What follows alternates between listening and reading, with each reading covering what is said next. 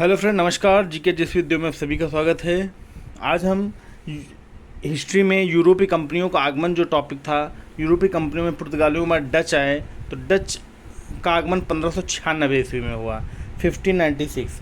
तो डचों के बारे में आज हम लोग पढ़ते हैं। डच की क्या पॉलिसी थी, इन लोगों का एक सिस्टम था, किस देश के थे, कब, मतलब इनका जो प्रोसेसिंग है पूरी आज हम लोग इसमें पढ़ेंगे इस वीडियो में। ठीक, तो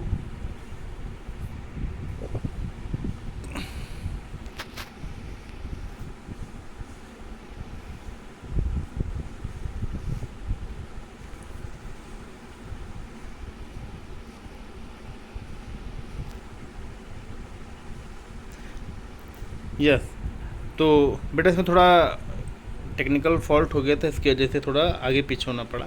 ठीक, तो शुरू करते हैं भारत में यूरोपीय कंपनियों के बारे में, डच के बारे में शुरू करते हैं। तो प्रथम डच यात्री तो जो था कार्नेलिस डी हाउटमैन था। कौन था? कार्नेलिस डी हाउटमैन। कई बार पेपर में पूछा गया। 1596 में आया था। डच ईस्ट इंडिया कंपनी की स्थापना 1602 ईस्वी में हुई थी। कब हुई थी? 1602 ईस्वी में हुई थी।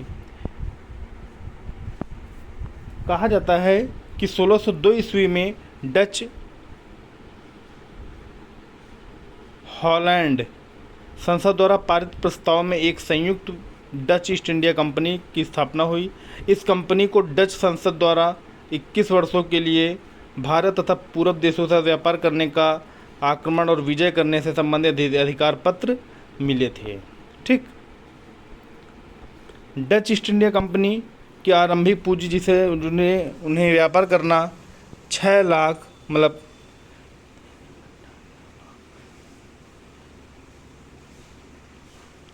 65 लाख गिल्डर थी। भारत में शीघ्र ही वेरिगादे उस्त इंडिसे ना कंपनी ने मसाला व्यापार पर एक अधिकार हासिल कर लिया। वेरिगदे उस्ते इंडिसे कंपनी, ये कहाँ की थी? ये हॉलैंड की थी। ठीक, हॉलैंड, और हॉलैंड मतलब डच निवासी। ठीक, डच यहीं के थे।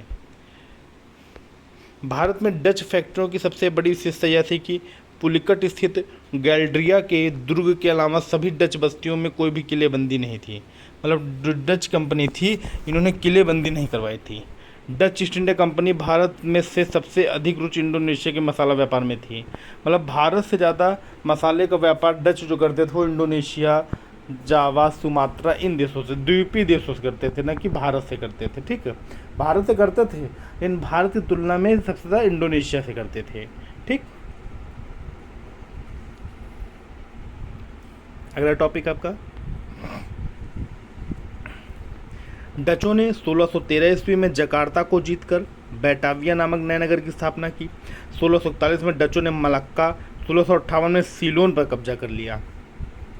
डचों ने 1605 ईस्वी में मछलीपट्टनम में प्रथम डच कारखाने की स्थापना की।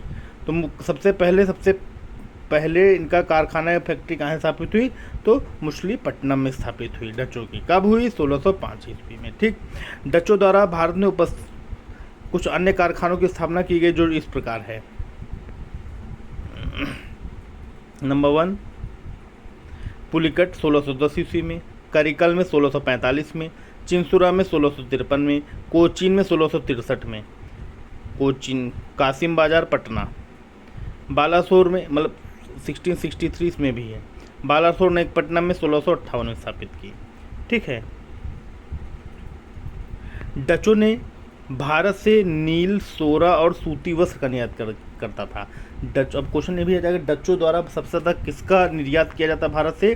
तो नील, सोरा और सूती वस्त्र। ठीक, डच लोग मछलीपट्टनम से नील का निर्यात करते थे। मछलीपट्टनम में जो फैक्ट्री स्थापित की थी 1605 में, तो वहाँ से क्या ज़्यादातर मछलीपट्टनम से नील निर्यात की जाती थी। मुख्यतः डच लोग भारत से सूती वस्त्र का व्यापार करते थे। अगर कहा जाए मेन फोकस जो था इनका सूती वस्त्र, मसालों का व्यापार इंडोनेशिया से करते थे, और सूती वस्त्र का बिजनेस जो व्यापार जो वो भारत से करते थे। ठीक है, भारत से करते थे। सूरत स्थित डच व्यापार निदेशालय डच ईस्ट इंडिया कंपनी का सर्वाधिक लाभ कमाने वाला प्रतिष्ठान था। मतलब डच ईस्ट इंडिया कंपनी जो थी, सबसे ज़्यादा पैसा, सबसे ज़्यादा धन जो कमाती थी, कहाँ से कमाती थी? वो सूरत से कमाती थी। सूरत में जो उनका व्यापार मंडल स्थित था। बंगाल में पहली डच फैक्ट्री पिपली में स्थापित की गई, लेकिन शीघ्र ही पिपली की जगह बालासोर में फैक्ट्री स्थापना हो गई।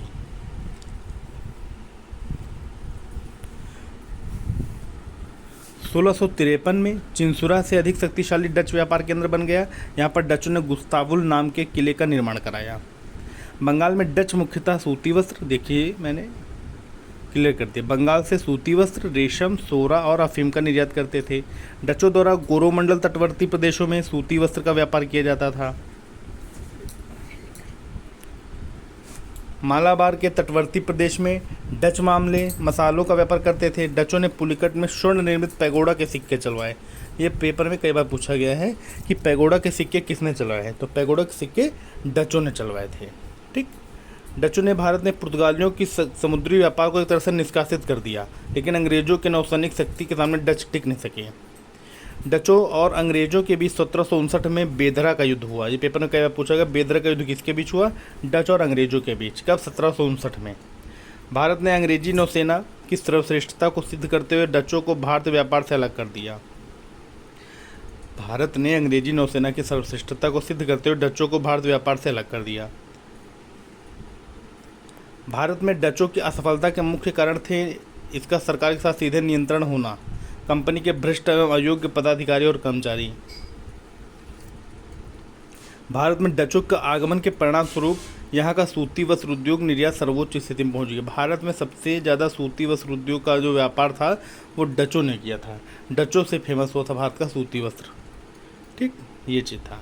नेक्स्ट पॉइंट, भारतीयों वस्त्रों के यूरोप में निर्यात का इतना गहरा प्रभाव पड़ा कि इंग्लैंड आगे चलकर वस्त्रोद्योग का महत्वपूर्ण केंद्र बन गया और इंग्लैंड में सबसे ज़्यादा सूती वस्त्र बेचे जाते थे। और धीरे धीरे इंडस्ट्रियल जब रिवॉल्यूशन हुआ, औद्योगिक क्रांति हुई, तो इंग्लैंड में सूती वस्त्र उद्योग के महत्वपूर्ण केंद्र बनाए गए, फैक्ट्रियाँ वहाँ स्थापित की गई और काफ़ी ज़्यादा मात्रा में कच्चा माल भारत से जाता था, वहाँ से बना के ये बेचते थे।